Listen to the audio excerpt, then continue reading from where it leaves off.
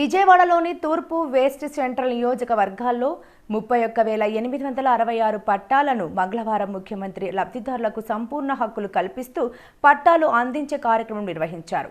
Registration చేసుకునేందుకు ఇబ్బంది పడుతున్న 21,000 విజయవాడ వాసులకు వైసీపీ ప్రభుత్వం ప్రొహిబిట్ ల్యాండ్స్ సమస్యను పరిష్కరిస్తూ 9,125 పట్టాలను పూర్తిగా రెగ్యులరైజ్ కార్యక్రమం జరిగిందని ముఖ్యమంత్రి జగన్మోహన్ రెడ్డి తెలిపారు.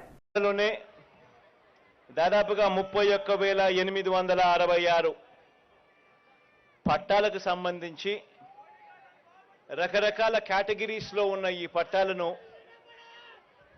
రెగ్యులరైజ్ చేసి ప్రజలందరికీ కూడా మంచి చేస్తూ వీటికి సంబంధించిన సంపూర్ణ హక్కులు ఆ కుటుంబాలకు ఇచ్చే ఒక మంచి కార్యక్రమం ఈరోజు శ్రీకారం చుడతా ఉన్నాం. ఇందులో 22Aలో 22 ఏళ్ల కింద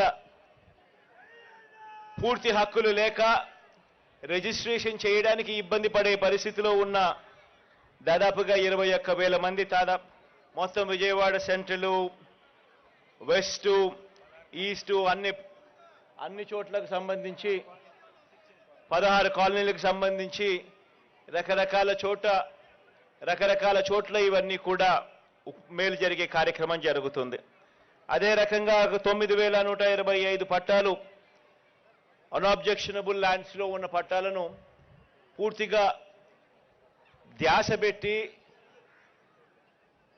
దానిని పూర్తిగా రెగ్యులరైజ్ చేసే కార్యక్రమంలో భాగంగా మరో 925 పట్టాలు జరుగుతూ ఉన్నాయి రెగ్యులరైజేషన్.